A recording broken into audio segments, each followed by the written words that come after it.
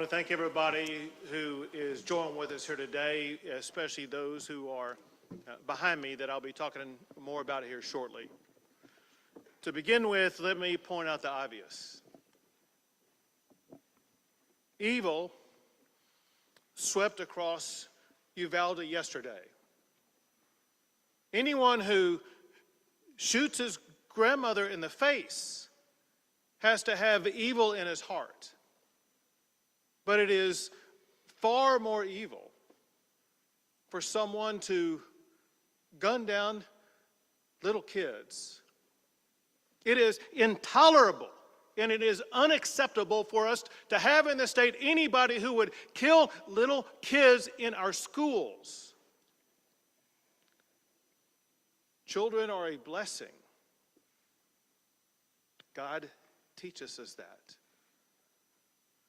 They're filled with laughter, innocence, and joy.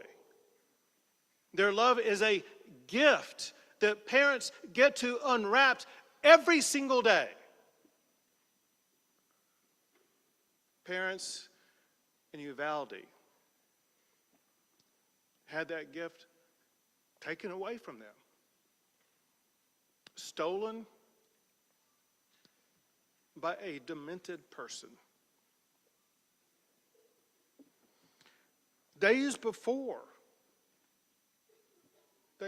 yesterday, when these children were at school, some were receiving awards for perfect attendance. These kids will never attend school again. To say the least, Uvalde has been shaken to its core. Families are broken apart. Hearts are forever shattered. All Texans are grieving with the people of Uvalde, and people are rightfully angry about what has happened. Events like this, they tear at the fabric of a community. Our job is to ensure that the community is not going to be ripped apart. All Texans must come together and support the families who have been affected by this horrific tragedy. What they need now more than ever is our love. What they need is uplifting from all of our fellow Texans and all of our fellow Americans. And let me emphasize something that I know you all know. But the reality is, as horrible as what happened, it could have been worse. The reason it was not worse is because law enforcement officials did what they do. They showed amazing courage by running toward gunfire for the singular purpose of trying to save lives. And it is a fact that because of their quick response, getting on the scene, being able to respond to the gunman and eliminate the gunman, they were able to save lives. Unfortunately, not enough. But I want to make sure that everybody knows, all of the law enforcement agencies and groups that are involved and were involved in this process.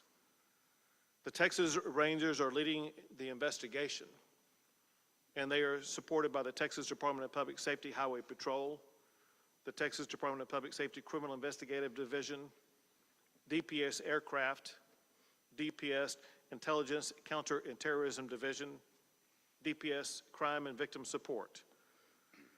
They're also supported by the Texas Division of Emergency Management, the FBI, as well as multiple federal partners, including the DEA, ATF, HSI, and Border Patrol.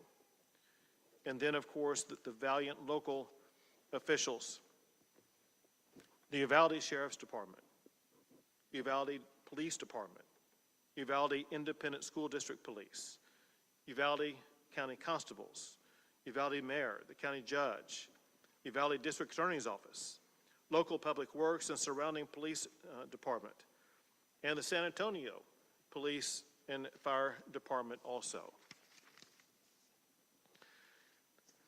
Let me walk you through some of the facts of what has happened.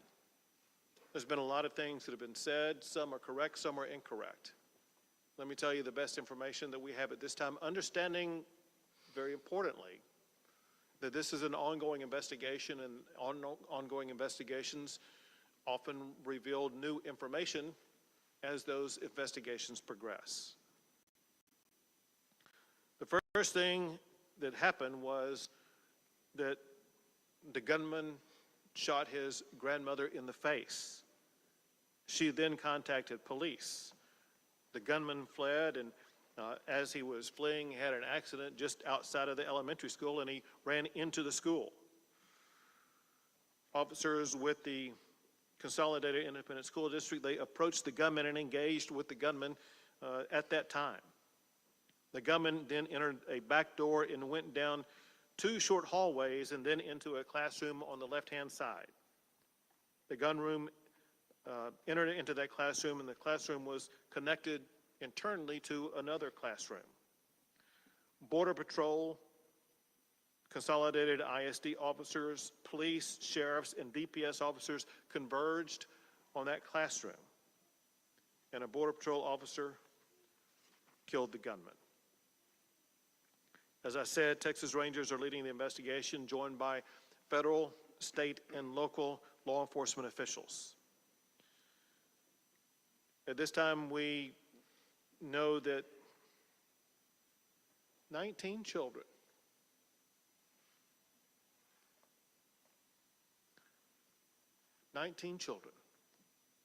have lost their lives.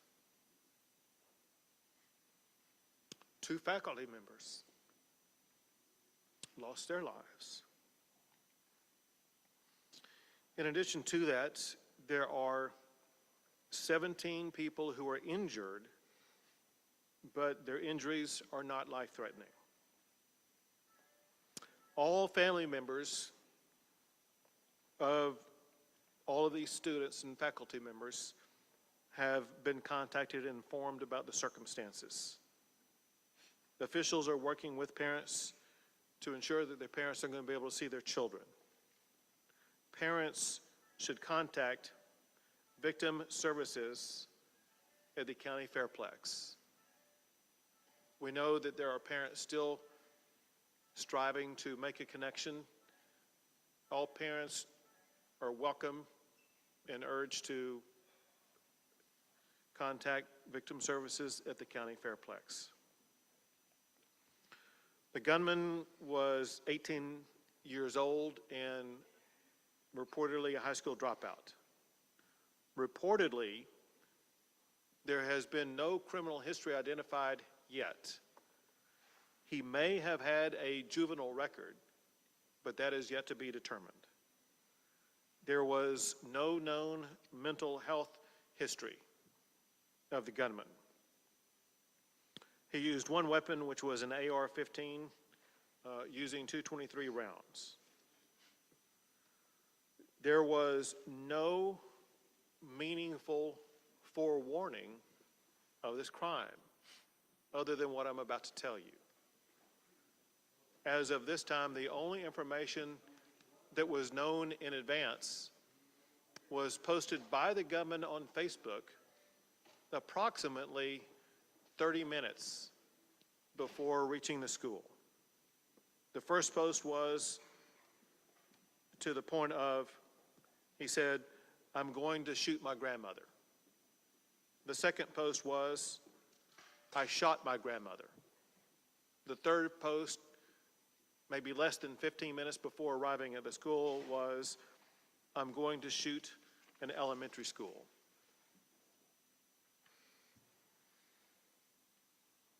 I mentioned that during the shootout that took place at the school. In addition to the students and the faculty, there were 3 officers who were injured who were all remain in good condition. 1 deputy sheriff lost a daughter in that school. Before coming out here, we had a long discussion with law enforcement at all levels. We had a discussion with community leaders, elected officials. And I asked the sheriff and others an open-ended question and got the same answer from the sheriff as well as from the mayor of Uvalde.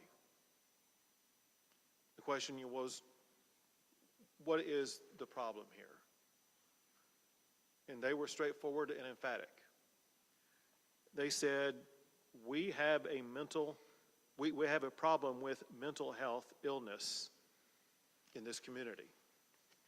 And then they elaborated on the magnitude of the mental health challenges that they are facing in the community and the need for more mental health support in this region. I want to make sure everybody understands the mental health services that are available at this time, with me making one clarifying point in advance that I'm going to redouble down in the aftermath. Whenever anything as shocking and extraordinary and disturbing as this event occurs, there is an urgent need for everybody affected to access mental health. I cannot be more emphatic than saying with great urgency, everybody in this community, I mean everybody, the victims, the families, family members, friends, the law enforcement involved, but the entire community is in utter shock about this. Some physical wounds that were sustained by the officers, they're going to heal in the coming days. The mental and emotional wounds are far harder to see and last far longer. The state of Texas, working with federal and local officials and agencies, we're going to be here for a long, long time.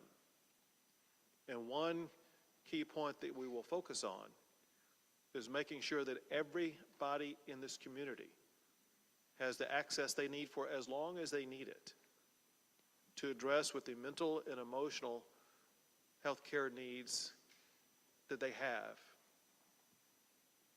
I want to list various agencies and make sure these are made available to the public. The mental health services currently available are from victim services from across the area from federal, state, and local levels, including the Family Resource Center at the Uvalde County Fairplex. Schools have crisis teams at the Uvalde Civic Center. They provide wraparound services for families who are affected. The Texas Child Mental Health Consortium, created by the state legislature in 2019, is available to assist. The Bluebonnet Children's Advocacy Center is available to provide services for children.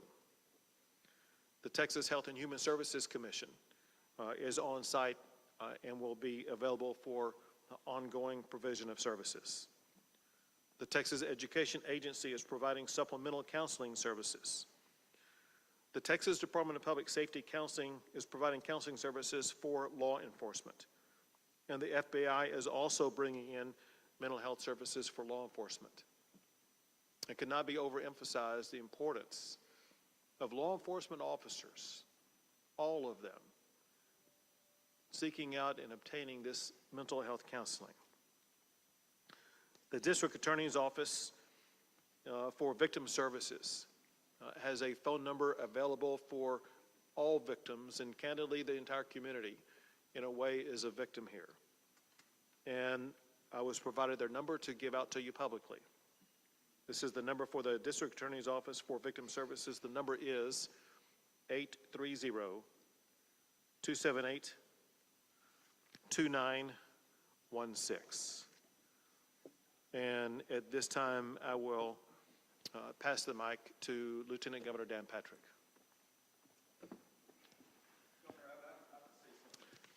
Excuse me. Excuse me. Excuse me. Sit down. You're out of line and an embarrassment. Sit down and don't play this stuff. Next shooting is right now, and you are doing nothing. No, he needs to get his ass out of here. This isn't the place to talk this over. This is totally predictable when you. Sir, you're out of line. Sir, you are out of line. Sir, you are out of line. Please leave this auditorium. I can't believe you're a sick son of a bitch that would come to a deal like this to make a political issue.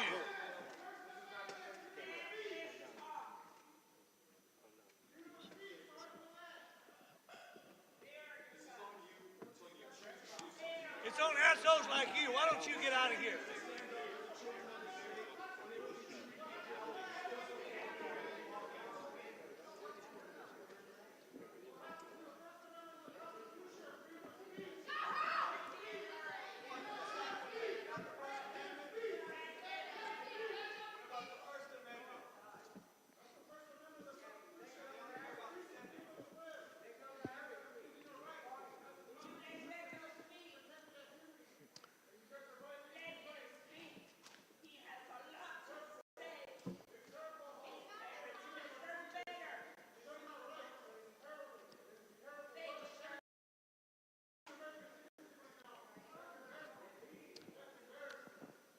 There are family members.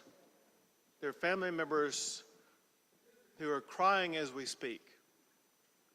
There are family members whose hearts are broken. There's no words that anybody shouting can come up here and do anything to heal those broken hearts. We all, every Texan, every American has a responsibility where we need to focus not on ourselves and our agendas. We need to focus on the healing and hope that we can provide to those who have suffered unconscionable damage to their lives and loss of life. We need all Texans to, in this one moment in time, put aside personal agendas, think of somebody other than ourselves, think about the people who were hurt, and help those who have been hurt. And this time, Lieutenant Governor will speak.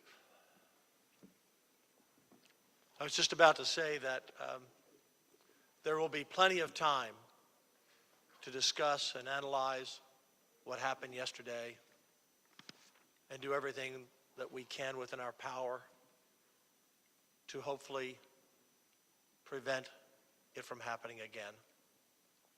But now's a time, people watching around the world, in this country and in this state, to focus on these families, as the governor just said. Right now, we need to put our arms around the families of these victims, the students and the teachers. This is not a partisan issue. This is not a political issue. This is an unimaginable moment that will impact the lives of those who lost their children and those who survived, the adults and the teachers, the men and women of law enforcement who were there. We are better than this as a country. We are better than this. These types of crimes, when you see children killed, go to the very core of all of us who have children or grandchildren. We can't imagine the pain that these families are going through. We saw it 4 years ago in Santa Fe.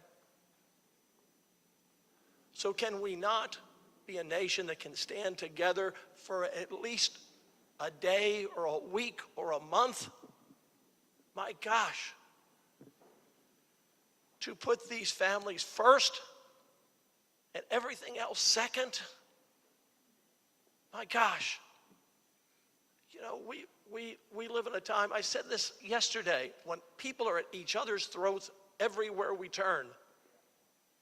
Whether it's on the internet or an Oscar stage or two coaches arguing or in the political world or the media world. Who are we as an American people? Who are we? We all have to do our part. All do our part to make us a better people and a better nation. Evil will always walk among us. And in times like this, I've seen it. The governor's seen it. The speaker's seen it. The senators have seen it. The attorney general's seen it. In these other shootings, Sutherland Springs, El Paso, Odessa, Santa Fe, it's God that brings a community together. It's God that heals a community. It's God that heals a shattered and broken heart. And if we don't turn back as a nation to understanding what we were founded upon and what we were taught by our parents and what we believe in, then these situations will only get worse and happen more often. So,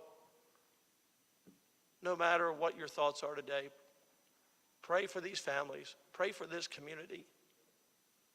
Give us wisdom. Give us wisdom. But right now, let's focus on the families. They deserve that. They need our love. They need our prayers. Thank you, Governor.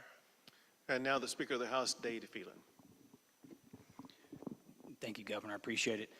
Mayor, I'm sorry you had to witness that outburst. Now is not the time to politicize pain and suffering. This time of year should be the happiest time in a child's life. Summertime, getting out of school, enjoying your family and your friends.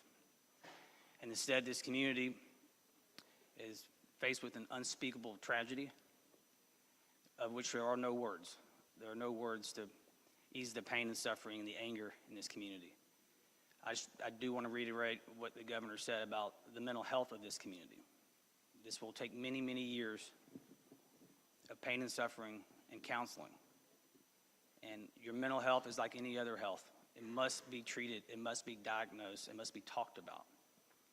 And the legislature, when we reconvene, we will have a long, very robust discussion about mental health like we always have, and we'll continue to support mental health in this state, and especially rural mental health. Like the sheriff said, and like the mayor said, every community has mental health needs, and they must be addressed. And this crisis is another reiteration of a mental health crisis we have in this state. I also want to thank the law enforcement for their work, DPS, Border Patrol, sheriffs, police officers, both locally in the school district. I believe one school district's police officer, his wife in the shooting was there on the scene. And the governor mentioned sheriff's deputy losing a child in that building as well. Just unspeakable tragedy for this whole community. And the mental health of our law enforcement is crucial in these times. And it's okay for them to say that something's wrong as well. I do my deer hunting here in Uvalde County. It's a beautiful community with beautiful people. And all we can say is how tragic this is, and the support the state will show and will continue to show. And we just appreciate your resiliency, and let us know how we can help here at the state of Texas. Thank you. And now the Director of the Texas Department of Public Safety, Steve McCraw. Thank you, Governor. On behalf of the sheriff and chiefs of police, the department's been asked to go through a timeline of the facts as we know the investigation right now. It's preliminary, this information, but we'll provide as much information as we can. First, as already reported, Salvador Ramos was responsible for the horrific attack and killing of 19 school-aged children and 2 adults. He's 18 years old, as previously reported. He was dropped out of school. He had no criminal history that we've been able to find or detect at this particular point. He lived with his grandmother, Celia, who is 66 years old. On March 17th, Ramos purchased a semi-automatic rifle at a local sporting goods store. On March 18th, he purchased 375 rounds of ammunition for that rifle. On March 20th, he purchased another semi-automatic rifle at that same local store. The FBI has been able to find information on his Facebook account that the governor already provided you information on. At approximately 11 o'clock, he announced, on Facebook, a post, a message that he was going to shoot his grandmother. He shot his grandmother. He re-reported that he had shot her. And after that, he reported that he was going to a school to attack it. Now, he didn't identify the specific school. He did say elementary at that point in time. But the timeline is anywhere from 11 to 11:30. His mother reported him to the police department when she was able to run across the street to a neighbor and get help. And she was medevaced to San Antonio in critical condition at this point, but she's still alive.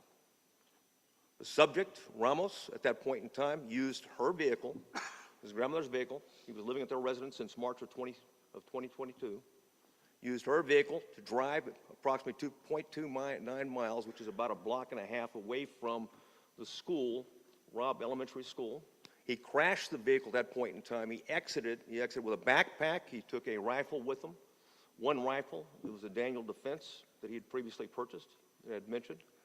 He went towards the west side of the campus, which is a back door. But as he was approaching, as the governor mentioned earlier, there was a brave Consolidated Independent School District resource officer that approached him, engaged him, and at that time, gunfire was not exchanged, but the subject was able to make it into the school, as the governor reported. He went down a hallway, turned right, then turned left, and there was two classrooms that were adjoining, and that's where the carnage began. As he was shooting, when the shooting began, we had Uvalde police officers arrive on scene, and along with the Consolidated Independent School District officers, immediately breached, because as we know in officers, every second's a life.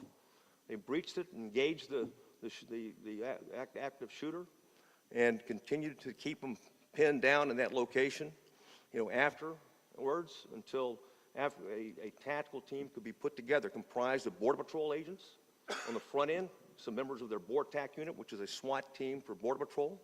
Also, there was a Zavala County deputy that got into the stack, and two Uvalde police officers. They breached the classroom door. They went in. They engaged Ramos and killed him at the scene.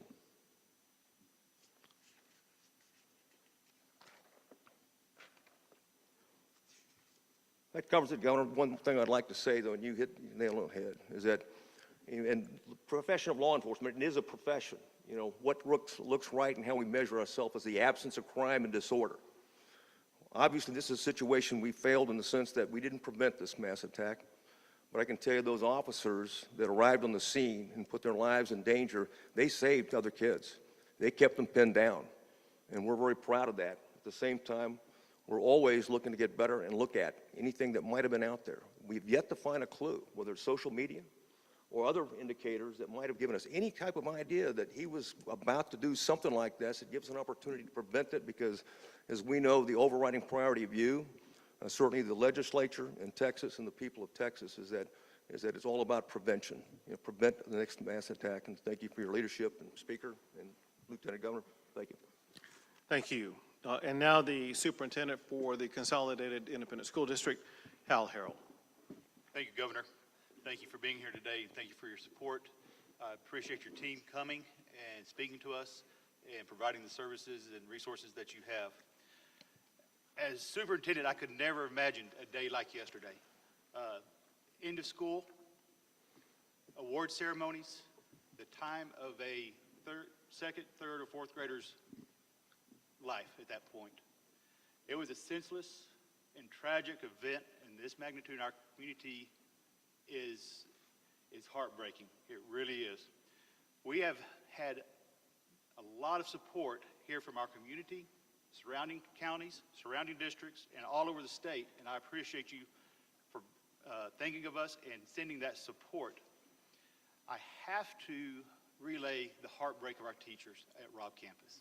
I met with them this morning, but as I looked across that room, there was a group of heroes in that room. If it weren't for them, along with the law enforcement that came, that were willing to cradle their kids, get them out of the classroom when it was safe, when they were guided, and the trust our kids had in their teachers. That says volumes for our staff here in Uvalde. They are heroes. They did heroic things yesterday, and they are always very humble, but they are truly humble heroes. Yesterday, we lost 2 teachers. These 2 teachers, I would say, are the cornerstone of that campus to some great degree. They are 2 beautiful souls. They have taught on that campus for many years. They have kids in our district, and they poured their heart and soul into what they did in educating our kids in Uvalde. 19 students, 19 precious students who came to school yesterday to enjoy the day, to enjoy the award assembly. And as I look at their pictures, you can just tell by their angelic smile that they were loved, that they loved coming to school, and they were just precious individuals. This is a difficult time for everybody. We are hurting. We have been cut deep here in our community. We will move forward. It's going to take some time moving forward. While our faith has been shaken, we ask you to continue to pray for these families, these kids in our community, and our teachers. I am a product of Uvalde. I'm born and raised here. I've worked for this district for 30 years. And never thought I would be sitting in front of you doing this today. But please pray for our teachers, pray for our community, and we will move forward. Thank you, Governor. Thank you. We'll take a few questions.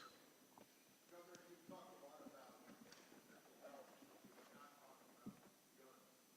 Do you think 18-year-olds have been able to buy the weapon they've been buying? Would you commit to making any changes as far as gun laws? So the ability of an 18-year-old to buy a long gun has been in place in the state of Texas for more than 60 years. And think about during the time over the course of that 60 years, we have not had episodes like this. And why is it that for the majority of those 60 years, we did not have school shootings? And why is it that we do now? The reality is I don't know the answer to that question. However, what I do know in talking to the leaders here, as well as leaders in other locations around the state, and that is one thing that has substantially changed is the status of mental health in our communities. What I do know is this, and that is we as a state, we as a society, need to do a better job with mental health. Anybody who shoots somebody else has a mental health challenge, period. We as a government need to find a way to target that mental health challenge and do something about it.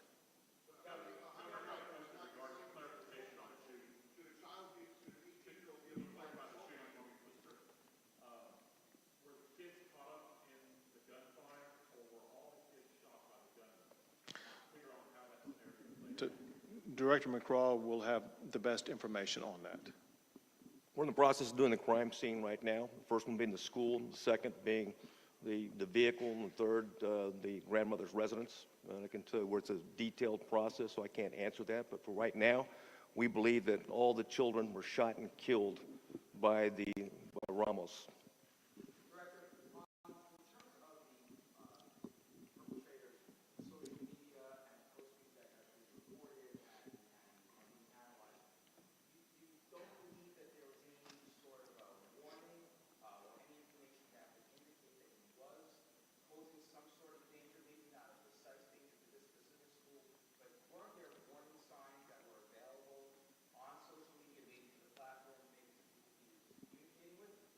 We did see some, and I think one was of a concern, and that concern was, relayed to allegedly, we haven't confirmed it yet, to someone in California who didn't report it. And we're in the process of working with the FBI right now to make sure she's interviewed and find out more about it. There may be other clues out there right now that we're not aware of. This is the preliminary part of the investigation. We're going to scour everything to find anything that what could have indicated in some way, shape, or form that this individual was a threat to the community. But nothing had come to local law enforcement that they could have acted? None at all. In fact, this is, you know, we're astounded at the beginning of the investigation because there's usually something out there, but right now, it is as that reported on the timeline. If we find out something else, we'll provide that information.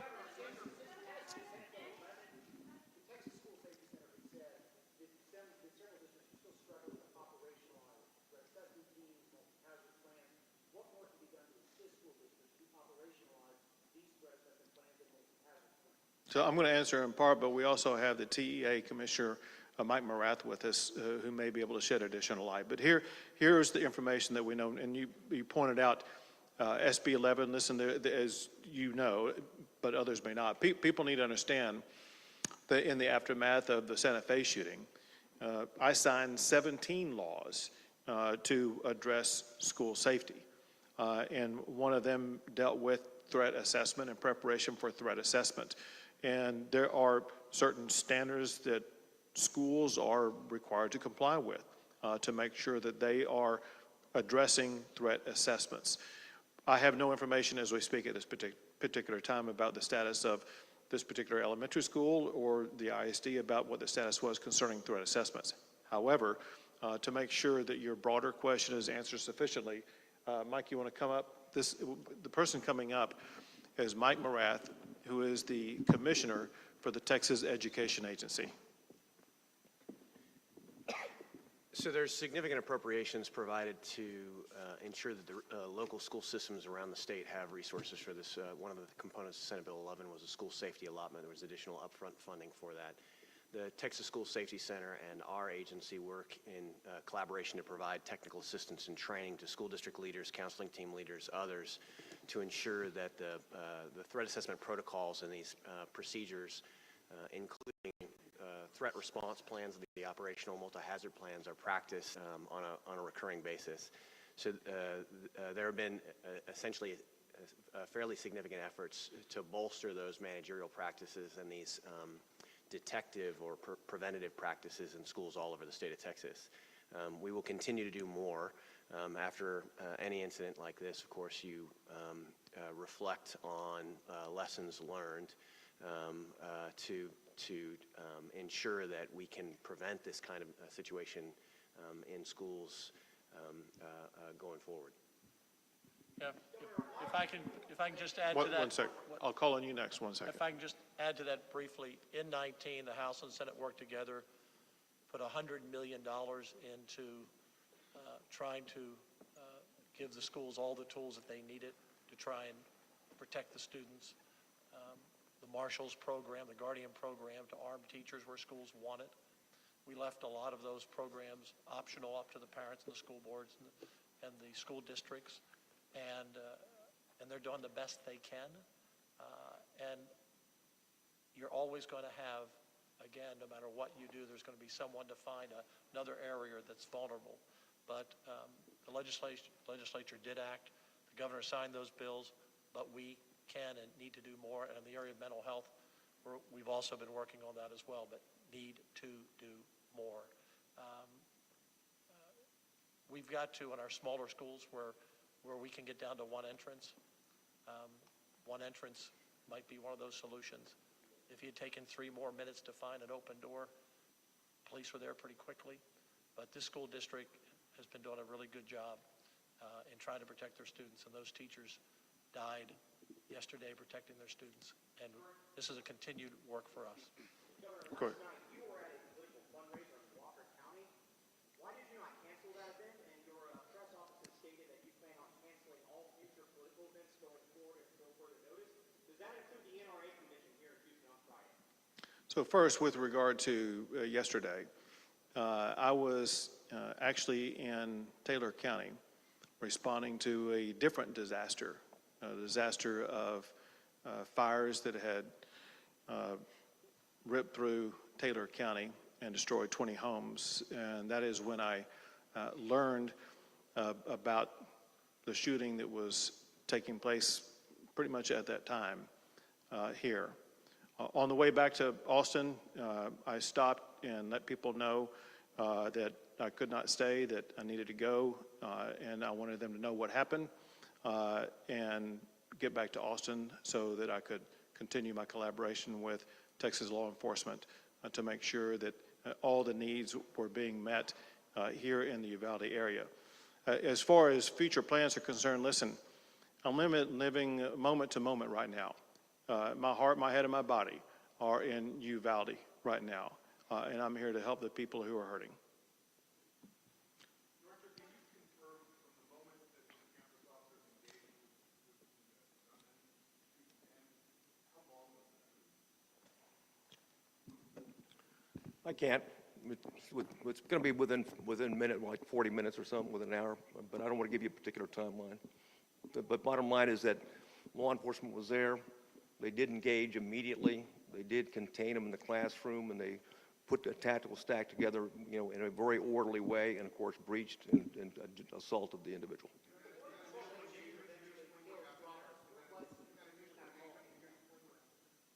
The initial engagement? No, I mean, yeah, it was just, it confronted him and wanted to find out, because he read the report, heard the accident, and was out trying to check on that particular crash when he saw it. So he followed him right in immediately, okay, and when rounds were exchanged. And of course, then also we had 2 Uvalde police officers previously described that went in and was involved in also the shooting with the subject and were wounded. And of course, they were also responsible for containing him in that area. Go ahead. Yes, sir.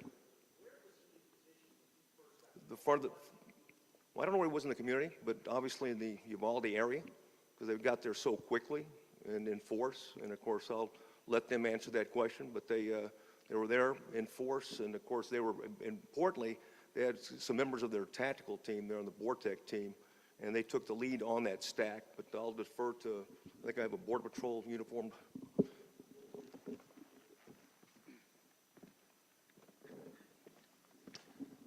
Thank you. So first off, the U.S. Border Patrol Del Rio sector has a station in Uvalde. So we have about 150 or so agents that are permanently assigned to Uvalde. We also have several agents in other stations that choose to live here in this community as well. So we had folks that came from off-duty. We had folks that came from training. We had folks that were in the field and responded. So a multitude, some 80 in total, Border Patrol agents responded. So as to where that particular individual came from, don't have that yet. The investigation will bear out, but we have a large presence permanently here in Uvalde. Did you? Not going to release his name just yet. Go ahead.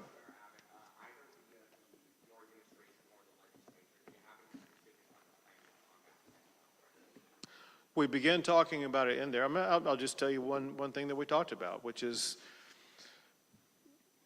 something we've heard in some other regions of Texas also, and that is in approximately maybe as much as a 40-county region around the area where we gather right now. There is no mental health hospital, and there's a shortage of beds for mental health in this region. If someone is suicidal, if someone has a mental health problem, they oftentimes would have to go to someplace like San Antonio. And with the growing population in this region, with the profound mental health challenges that were discussed with us, one takeaway I had was that there is a greater need for a physical mental health care facility in this region. But we know that buildings don't treat people, people treat people. And so there needs to be more personnel, more strategies, a greater understanding by the mental health care provider community about what the needs are, and they will be best equipped to know the best way to provide, or let's say meet those needs.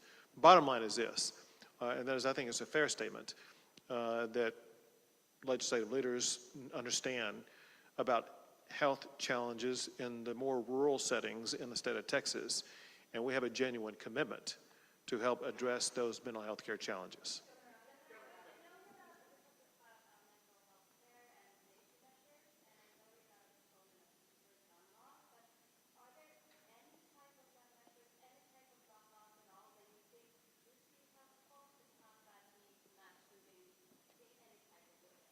It's one of those issues that was widely discussed in the last several sessions, in particular in the 2019 session. And pretty much every issue was raised by one legislator or another about potential ways to address shootings like this. And the consensus arose around those 17 bills that I did sign, that they hardened schools, they made schools safer, they addressed mental health, and issues like that were the solutions that were agreed upon by legislators at that time. And that is going to be the similar approach that I perceive legislators will continue to focus on. We consider that what we did in 2019 to be one of the most profound legislative sessions, not just in Texas, but we've seen in any state in addressing school shootings. That said, to be clear, we all understand our work is not done. Our work must continue. And we will continue to discuss with legislators about all the potential avenues and pathways that we can take to make sure that schools will be even safer going forward.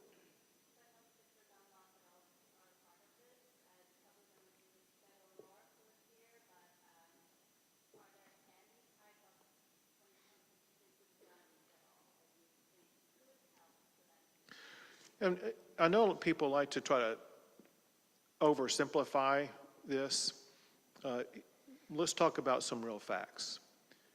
And that is, there are, quote, real gun laws in Chicago. There are, quote, real gun laws in New York.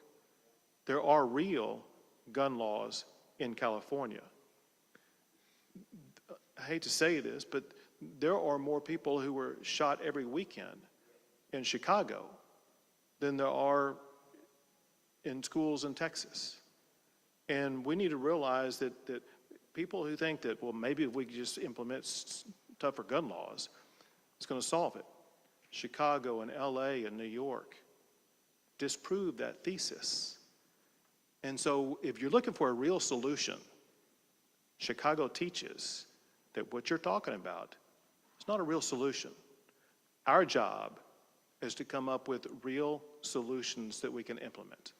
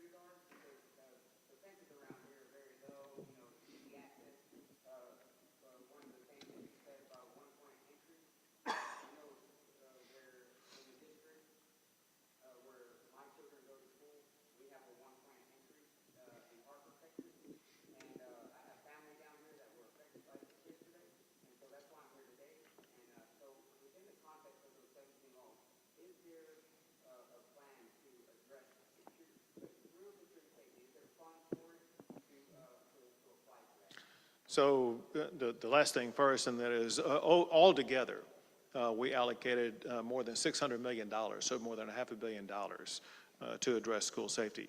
As it concerns the first parts of your question, the answer is, with the laws that we passed in 2019, which is 3 years ago, all those measures that you were talking about were included in those laws. Let me give you several examples. An entire platform that was addressed is what's called school hardening or hardening schools. Some of those strategies reduce the number of entrances.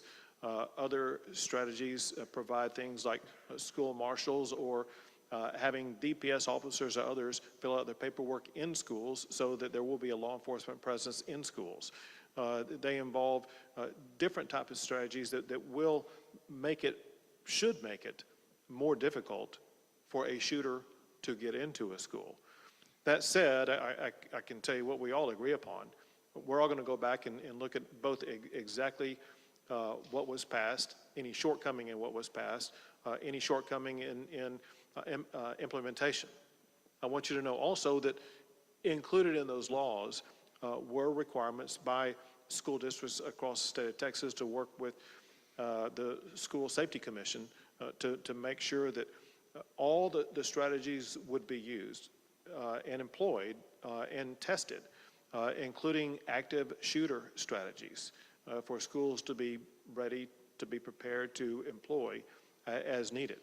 And so, yes, from pretty much every angle, it was debated. And let me go back in time. This is something where I began working up the governor's plan to respond to this a year in advance. And legislators had an entire year to be looking at that, to be debating that, to be getting prepared for that. Then I made it an emergency item during the session, which meant that everyone was going to be focusing on it, and they did. So my point in saying that, and that is that this took the time, effort, and mental involvement of all legislators during the course of that session to put what they consider to be the best solutions on the table. Many of them were adopted, some were not, but we adopted what we consider to be the best plans that session. Again, we will always, and especially in this coming session, evaluate what more needs to be done in our schools to make them even safer.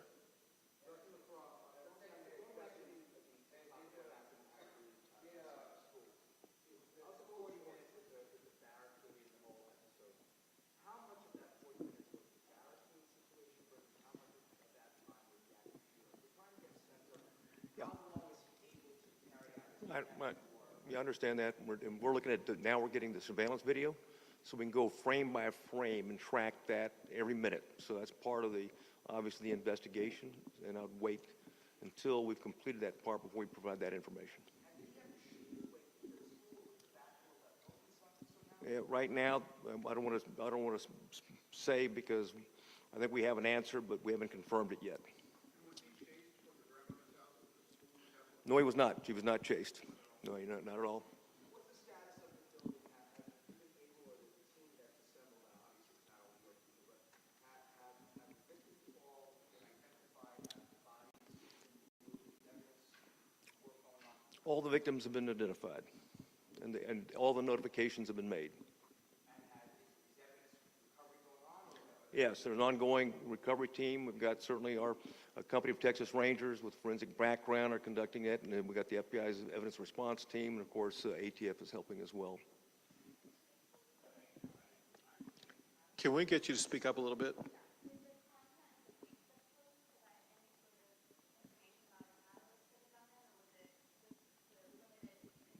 No, there's limited information. We don't see a motive or catalyst right now. We're looking for it, scaring, and we'll continue to do so. They were public, like anything else. They were out there, and he was trying to communicate. And of course, some of the information is we're going to have to continue to do interviews with people that he'd been in contact with, so we're not even close to being done yet.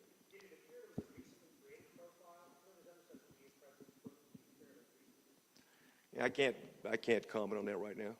Governor, you said yesterday evil visited this town, something to that effect, but then you also are saying that this is a mental health issue, and that's what needs to be addressed. Is this I don't believe evil is a mental health classification. Do you see this as a mental health issue or some kind of biblical battle between evil that's always going to be out there? So I'm having trouble reconciling this idea of evil and mental health issue. So, and very interestingly, in the meeting that we had before coming out here, I raised that exact issue because we talked about mental health. And to me, someone who is as demented as it takes to kill little kids, it goes beyond, seems to me, a mental health issue. I mean, that is the sheer face of evil itself. And so, listen, I'm not a doctor. I can't classify these things. And I don't know the extent to which mental health would be able to address someone who has the challenges that they would shoot their grandmother and then shoot and kill all these babies, all these young kids. Kind of what was pointed out at the time in our discussion earlier is there could have been a time earlier in his life when it was a more typical mental health issue that could have been addressed. I don't have any information about that, and maybe others don't either, but is there a difference between a mental health challenge that can be addressed and evil? I don't know. It's a big...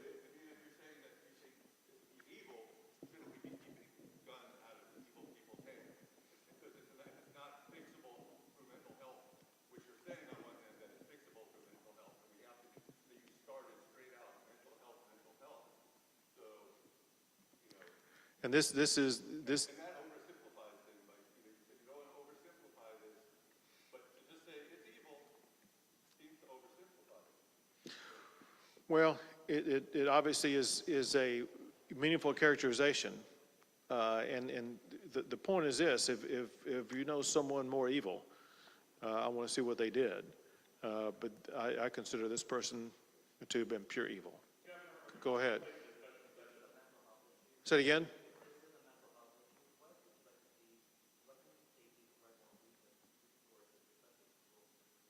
Well, it's the answer that I was given to this gentleman back here earlier, and that is it's something that we did talk specifically in our meeting before coming out here, and that is, for one, not just this community, but the surrounding geographic area is lacking in a mental health hospital or other physical facility.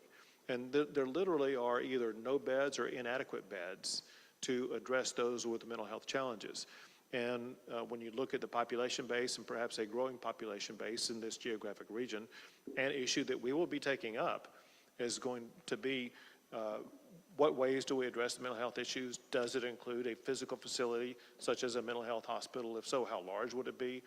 Things like that. So there are many issues for us to consider and evaluate and to work on addressing. Speaker Phelan wants to add more to that. I'd like to add to that. So in the last special session, we actually appropriated about $115 million in ARPA funds for the Children's Mental Health Consortium to partner with campuses across the state of Texas, higher education, four-year institution, two-year institutions, to have a mental health professional on campus to contract with local ISDs to make certain, this is mainly a COVID issue, of mental health for children coming out of COVID, but it's mental health across the board for any child who wants to meet with a professional, which is a challenge. I'm from rural Texas. It's a challenge to have those professionals in your community.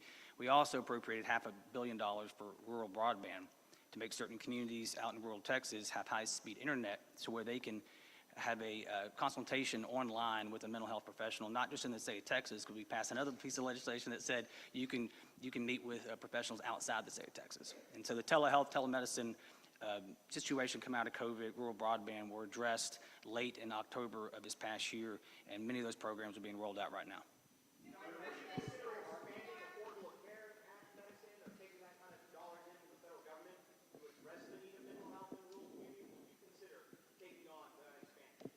We have other ways of addressing it and other funds available for it.